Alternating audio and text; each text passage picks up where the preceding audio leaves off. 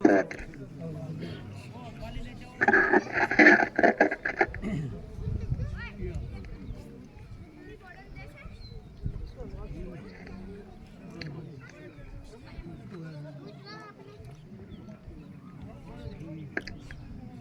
حول ولا قوة إلا بالله العلي العظيم. أعوذ بالله السميع العليم من الشيطان اللعين الرجيم. بسم الله الرحمن الرحيم. الحمد لله رب العالمين، والحمد لله الذي جعلنا من المسلمين،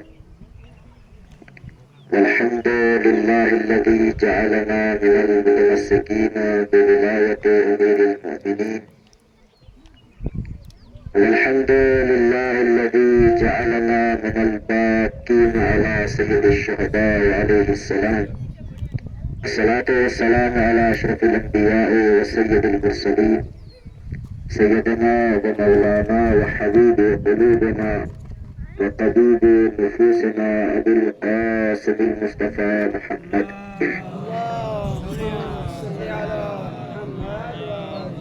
والصلاة والسلام على أهل بيته الطيبين الطاهرين المعصومين المظلومين المنتخبين المنتجبين الأكرمين، ولعنة الله على أعدائهم أجمعين من الآن إلى قيام يوم الدين.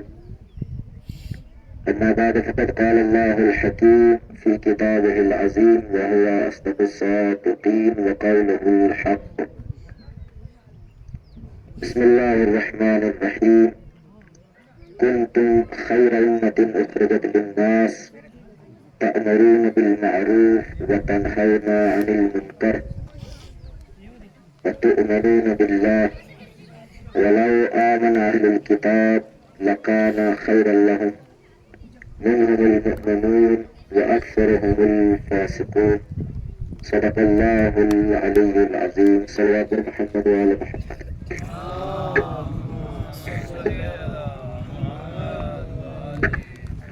بہرحال انتظامیہ اس مائک کو آواز ادھر کر دے تو ڈسٹرب نہیں ہوں گے آپ لوگ. خود اس کی آواز میرے کانوں میں آ رہی ہے، مجھے خود پتہ نہیں چل رہا کہ کیا آپ تک بات پہنچ پا رہی ہے کہ نہیں. تو ایک سلوات بھیجو محمد وآل محمد کو.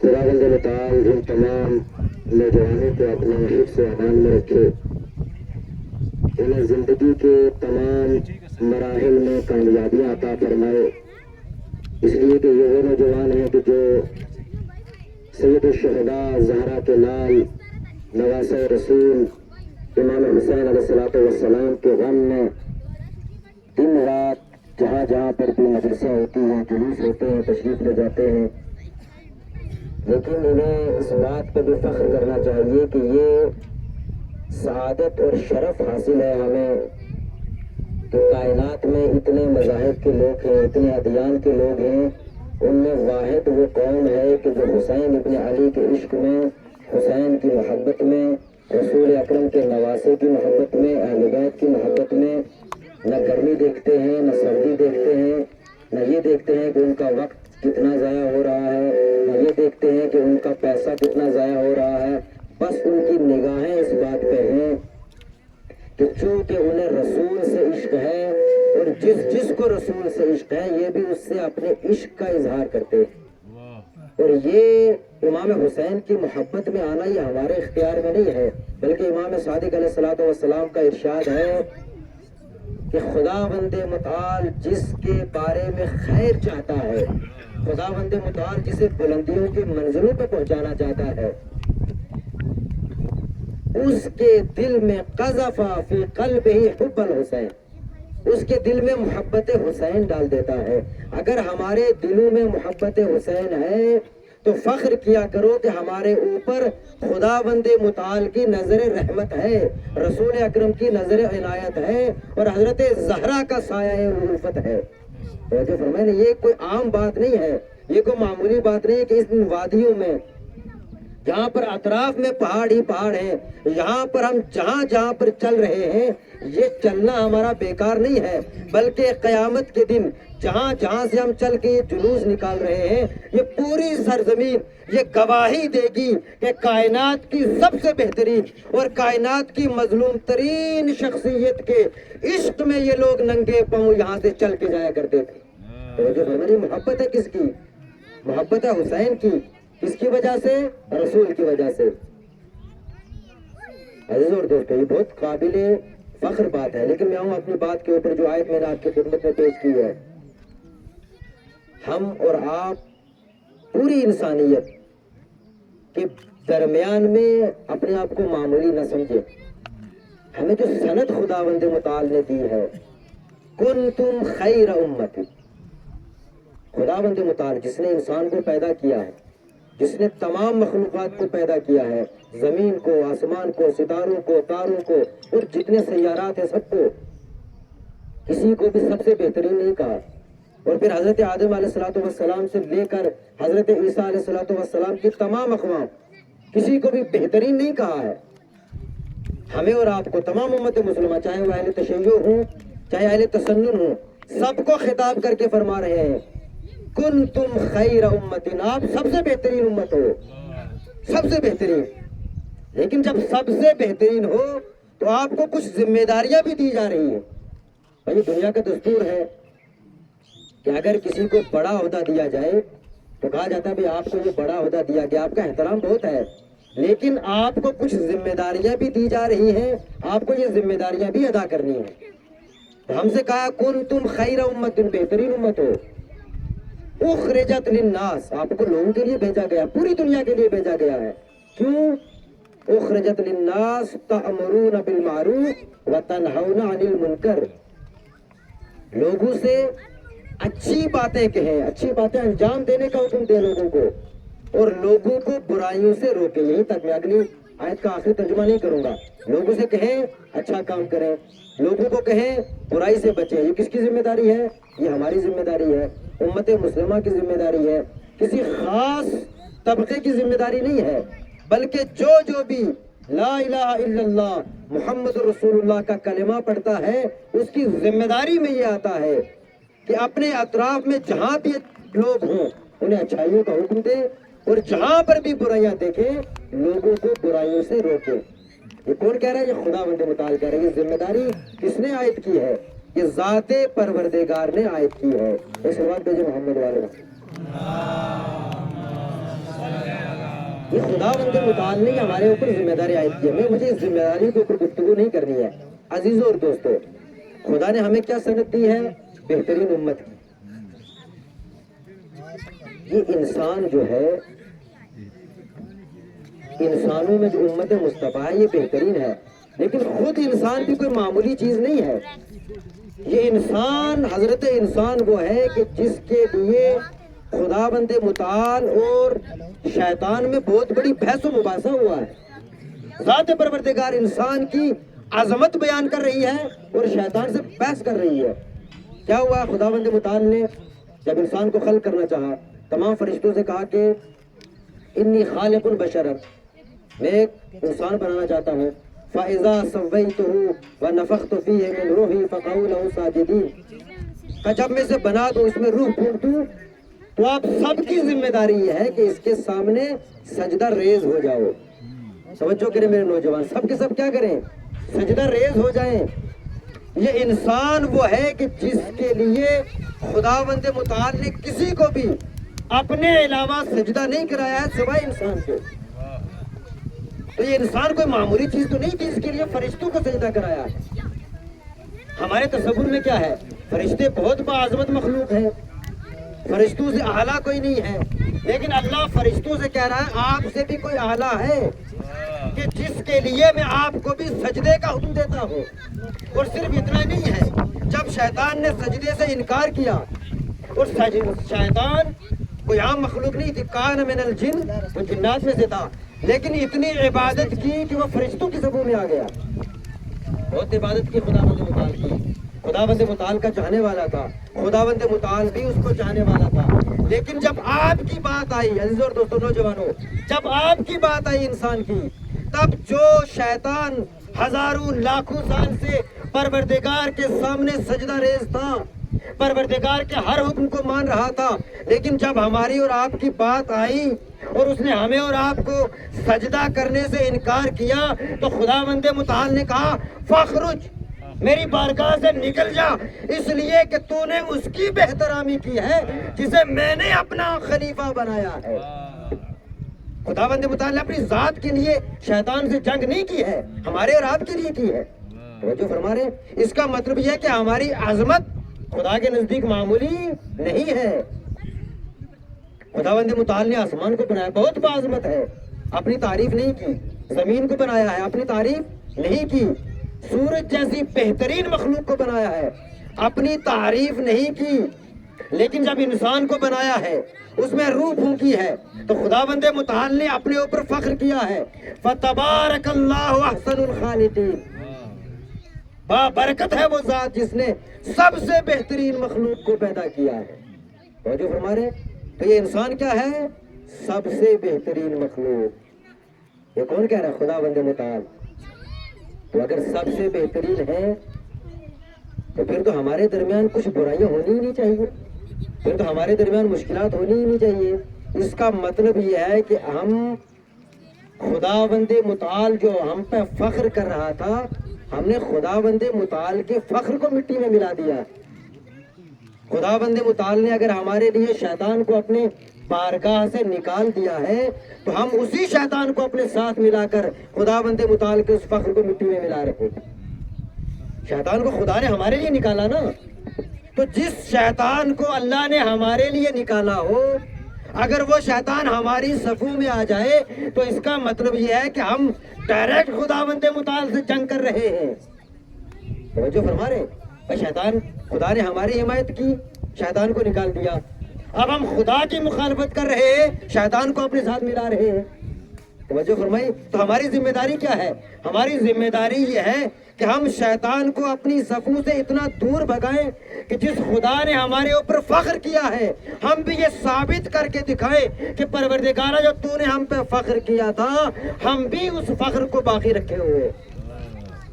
اور اس فخر کو باقی رکھنے کے لیے حسین ابن علی نے قربانی پیش کی، اس لیے کہ حسین جانتے تھے کہ یزید خداوند متعال کے اس فخر کو مٹی میں ملانا چاہتا ہے، لہذا مجھے آبروئے پروردگار کو باقی رکھنا ہے۔ توجہ، امام حسین نے اپنی ذات کے لیے کچھ نہیں کیا ہے۔ ہم کہتے ہیں امام حسین نے دین بچایا ہے، لیکن امام حسین نے دین بچانے سے پہلے ذات پروردگار کی عظمت کو بچایا ہے۔ ذات پروردگار کی عظمت کو بچایا ہے، اسی لیے حسین کسی ایک قوم کے نہیں رہے، حسین ہر اس انسان کے ہیں کہ جس کو خداوند متعال نے پیدا کیا ہے، حسین ہر اس انسان کے ہیں کہ جس کے لیے خداوند متعال نے فرشتوں سے اسے سجدہ کروایا ہے۔ حسین نے پوری انسانیت کو بچایا ہے، حسین نے ذات پروردگار کے فخر کی بقا رکھی ہے، حسین نے تمام انسانیت کو ابد تک باقی رکھا ہے۔ بہرحال یہ جلوس ہے، جلوس میں بہت لمبی گفتگو نہیں کرتے، بس ایک دو پیغام اور آپ کی زحمت تمام کروں۔ ابھی میں یہاں پر نماز جمعہ کا خطبہ سن رہا تھا، اہل سنت کے ایک عالم دین اہل بیت علیہ الصلوۃ والسلام کی فضیلت بیان کر رہے تھے۔ بہت فخر ہوتا ہے، اس لیے کہ یہ تصور ہمارے یہاں بہت غلط ہے کہ حسین کسی ایک قوم کے ہیں۔ ہمارے نوجوانوں، ہمارے دوستوں، عزیزوں، جو ہم اپنے آپ کو شیعہ کہتے ہیں، کبھی بھی ہم یہ نہ سوچیں کہ امام حسین صرف ہمارے ہیں۔ امام حسین شیعوں کے بھی اتنے ہی ہیں، اہل سنت کے بھی اتنے ہیں، صرف غم منانے کا طریقہ الگ ہے۔ غم منانے کا طریقہ، ہر وہ انسان جو رسول سے محبت کرتا ہے وہ حسین سے بھی محبت کرتا ہے، ہر انسان، اس لیے کہ یہ ممکن ہی نہیں ہے۔ انی تارک فیکم الثقلین، کس نے فرمایا؟ رسول نے۔ یہ کسی ایک خاص فرقے کے لیے نہیں کہا ہے، کسی خاص مذہب والے کے لیے نہیں کہا ہے، ہر انسان کے لیے، ہر مسلمان کے لیے کہا ہے انی تارک فیکم الثقلین، کتاب اللہ و عترتی میں دو چیزیں چھوڑ کے جا رہا ہوں، قرآن اور اہل بیت۔ اور ظاہر سی بات ہے دونوں کی عظمت برابر ہے، لیکن اس کی عظمت بڑھ جاتی ہے کہ جس نے قرآن کو بچایا ہو، اس لیے کہ قرآن باقی ہی نہ رہتا اگر اہل بیت اس کو بچانے کے لیے آگے نہ بڑھتے، عظمت قرآن ختم ہو جاتی اگر اہل بیت اس کے لیے آگے نہ بڑھتے۔ تو اہل بیت کا تذکرہ اس لیے زیادہ ضروری ہے کیونکہ اہل بیت قرآن ناطق ہیں اور قرآن قرآن صامت ہے۔ تو جو ہمارے لیے دونوں برابر ہیں۔ ہمارے لیے فخر ہے کہ تمام شیعہ، تمام اہل سنت حسین سے محبت کرتے ہیں۔ بس آپ کی زحمتوں کو تمام کریں۔ امام حسین سے محبت کرنا رسول سے محبت کرنے کی دلیل۔ ہم حسین سے اس لیے محبت کرتے ہیں کہ رسول نے فرمایا ھذا حسین فارقو۔ ہم حسین سے اس لیے محبت کرتے ہیں کہ حسین جب پشت رسول پہ ہوتے ہیں تو دنیا کائنات کا سب سے بہترین انسان تب تک سجدے سے سر نہیں اٹھاتا جب تک حسین اپنی مرضی سے اس کی پشت سے نیچے نہ اتر جائے۔ ہم حسین سے اس لیے محبت کرتے ہیں کہ مدینے کی گلیوں میں جس کا ہم کلمہ پڑھتے ہیں محمد مصطفیٰ، ان کی پشت پہ سوار ہو کر حسین مدینے کی گلیوں میں گھوما کرتے تھے اور یہ فرماتے تھے رسول، جب حسین کہتے تھے کہ کتنا بہترین میری سواری ہے، رسول پڑھ کے فرماتے تھے کہ کتنا بہترین میرا سوار ہے جو مجھ پہ سوار ہے۔ یہ عظمت ہے حسین۔ ہم اس لیے حسین سے محبت کرتے ہیں کہ رسول اکرم نے فرمایا ہے ان الحسن والحسین سید شباب اہل الجنہ۔ جنت میں جانا ہے تو حسین سے محبت کیے بغیر نہیں جا سکتے، عشق حسین کے بغیر جنت میں جانا ممکن نہیں۔ لیکن عزیزو اور دوستو، کون ہے حسین؟ جو جنت کا سردار، جس کے والد گرامی حوض کوثر کے مالک، جس کی والدہ محترمہ کائنات کی سب سے بہترین خاتون، سب سے بہترین خاتون۔ اسی لیے تو پوری دنیا کو حسین سے عشق ہے، اسی لیے تو پوری دنیا کو حسین سے محبت۔ آج کا دن عالم اسلام میں، پوری دنیا میں، خاص طور پر اہل تشیعوں میں یوم علی اصغر کے طور پر منایا جاتا ہے۔ بس میں دو جملے مسائل کی اور آپ کی زحمت تمام کروں گا۔ یوم علی اصغر تقریباً آج سے 20 سالوں سے جو محرم الحرام کا پہلا جمعہ ہوتا ہے، ہمارے علاقے میں چونکہ اس چیز کا بہت زیادہ تصور نہیں ہے، اگرچہ ہم نے پچھلے سال سے یہ کوشش کی تو انشاءاللہ اب کوشش کریں گے خاص طور پر خواتین تک یہ پیغام پہنچانے کی۔ عالم اسلام میں آج محرم الحرام کا پہلا جمعہ حضرت علی اصغر کے نام سے منایا جاتا ہے، جسے کہتے ہیں یوم علی اصغر۔ نماز جمعہ کے بعد پوری دنیا میں، عالم تشیعوں میں جتنی بھی مائیں ہیں وہ اپنے چھوٹے بچوں کو مجلسوں میں لے کے آتی ہیں، انہیں ایک مخصوص لباس پہناتی ہیں اور علی اصغر کا تذکرہ ہوتا ہے، علی اصغر کا۔ عزیزو اور دوستو، کربلا کی پوری تاریخ میں اگر ہم سب چیزوں کو نکال دیں تو اگر سب سے زیادہ کربلا کی تاریخ کی مظلومیت ہے تو علی اصغر کی شہادت۔ بہت ننھا بچہ، 6 مہینے کا بچہ، 6 مہینے کا علی اصغر، جو نہ کچھ بول سکتا ہے نہ کچھ سمجھ سکتا ہے ظاہری طور پر، لیکن اسے شہید جو کیا گیا ہے سب سے زیادہ مظلومانہ انداز میں شہید کیا گیا ہے۔ اللہ اکبر، آپ کی زحمت کو تمام کروں۔ علی اصغر جب مولا مدینے سے چلے ہیں تو تاریخوں نے لکھا ہے کہ علی اصغر حضرت سہرا کے پاس ہیں اور امام حسین نے چاہا کہ علی اصغر آپ کے پاس آئیں، علی اصغر نہیں آئے۔ علماء بیان کرتے ہیں کہ ایک مرتبہ امام حسین نے علی اصغر کے کانوں میں کچھ کہا، علی اصغر تڑپے اور امام حسین کی آغوش میں آ گئے۔ نہیں معلوم کیا کہا ہوگا، لیکن علماء بیان کرتے ہیں کہ شاید مولا نے یہ کہا، علی اصغر بیٹا کربلا میں میری قربانی تب تک قابل قبول نہیں ہے جب تک تم میرے ساتھ وہاں پر شہید نہ ہو۔ اللہ اکبر، کربلا میں وہ وقت آ گیا جب مولا کا یہ جملہ سامنے آنے لگا، منظر عام پر آیا جب علی اکبر شہید ہو چکے، قاسم شہید ہو چکے اور محمد باقی نہ رہے، تو ایک مرتبہ تاریخ نے لکھا ہے کہ امام حسین نے سرزمین کربلا میں کھڑے ہو کر ایک آواز دی، حل من ناصر ینصرنا، کوئی ہے جو میری آواز پہ لبیک کہے، کوئی ہے جو اس مظلوم کی مدد کرے، کوئی آواز نہ آئی۔ تو ایک مرتبہ خیموں سے رونے کی آوازیں بلند ہوئی، مولا گئے، ارے کیا غضب ہو گیا بہن زینب، خیموں سے رونے کی آوازیں کیوں آ رہی ہے؟ زینب نے کہا بھیا جان، جیسے ہی آپ نے حل من ناصر ینصرنا کی آواز بلند کی، علی اصغر نے خود کو جھولے سے گرا دیا۔ مولا سمجھ گئے کہ علی اصغر نے میری آواز پہ لبیک کہا ہے، علی اصغر شہید ہونے کے لیے تیار ہے۔ مولا نے علی اصغر کو اٹھایا، باہر لے کے آئے، مقتل میں پہنچے، فوج اشقیہ سے خطاب کیا، اے فوج اشقیہ، اگر آپ کو مجھ سے دشمنی ہے تو میرے بچے سے تو کوئی دشمنی نہیں ہے، لو اسے 2 گھونٹ پانی پلا دو۔ اللہ اکبر، اجرکم اللہ، خدا آپ کو کسی غم میں نہ رلائے سوائے غم سید الشہداء کے، بس آپ کی اس زحمت کو تمام کیا۔ مولا نے یہ کہا، کوئی آواز نہ آئی۔ ایک مرتبہ امام حسین 2 قدم آگے بڑھتے ہیں، کہا ہے فوج اشقیہ، اگر تمہیں لگتا ہے کہ میں علی اصغر کے بہانے خود پانی پی لوں گا تو لو میں علی اصغر کو نیچے رکھ دیتا ہوں، اسے 2 گھونٹ پانی پلا دو۔ کوئی جواب نہ آیا۔ اب مولا نے علی اصغر کو اٹھایا، ایک مرتبہ آگے بڑھے، عمر سعد نے آواز دی، این حرملہ، حرملہ تو کہاں ہے؟ ایک مرتبہ حرملہ آگے بڑھا، کہا یا حرملہ اخطا کلام الحسین، اے حرملہ علی اصغر کا کام تمام کر دے، بس مختصر کر رہا ہوں۔ ایک مرتبہ حرملہ نے تیر کو چلایا، 6 شعبہ تیر آگے بڑھا، علی اصغر کی گردن پہ لگا، علی اصغر حسین کے بازو پہ الٹ گئے، علی اصغر کا گلا چھدا، علی اصغر کی روح پرواز کر گئی۔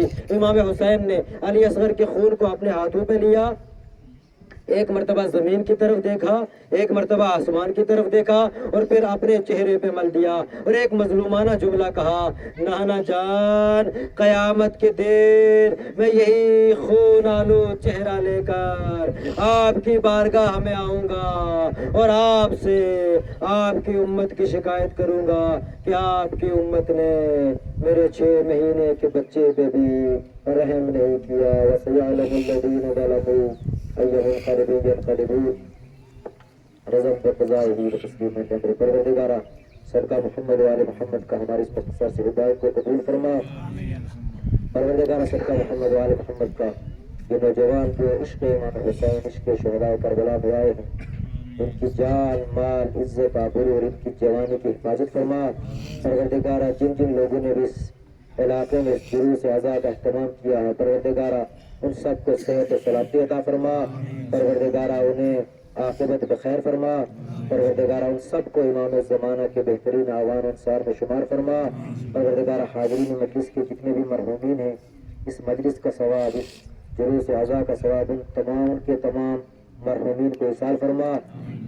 پروردگارہ آج کے اس جلوس اور مجلس کے صدقے میں تجھ سے دعا کرتے ہیں، پروردگارہ فلسطین کے مظلوم مسلمانوں کی حمایت فرما۔ پروردگارہ صدقہ محمد و آل محمد کا دشمنان اسلام کو نیست و نابود فرما۔ پروردگارہ پرچم اسلام کو سربلند فرما، پرچم کفر و نفاق کو سرنگون فرما۔ پروردگارہ صدقہ محمد و آل محمد کا حاضرین مجلس کی تمام دلی حاجات کو پورا فرما۔ پروردگارہ ایک بیمار ہیں جن کے لیے خصوصی دعا کی گزارش کی گئی ہے، وہ تمام جوانوں سے، بالخصوص بچوں سے یہ گزارش کروں گا کہ اس مجلس کے صدقے میں، اس لیے کہ مجلس حسینی میں جو بھی دعا کی جائے وہ دعا قبول ہوتی ہے۔ پروردگارہ حضرت علی اصغر کے صدقے میں، امام زین العابدین علیہ السلام کے صدقے میں، پروردگارہ امام حسین کی مظلومیت کے صدقے میں تجھ سے دعا کرتے ہیں کہ جو بھی بیمار ہیں جن کے لیے دعا کرائی گئی ہے، پروردگارہ ان کو جلد از جلد صحت کاملہ و عاجلہ عطا فرما۔ پروردگارہ صدقہ محمد و آل محمد کا اس جلوس اور مجلس کا احترام کرنے والے تمام جتنے بھی افراد ہیں ان کے اہل خانہ کو صحت و سلامتی عطا فرما۔ ربنا تقبل منا انک انت السمیع العلیم۔ السلام علیکم۔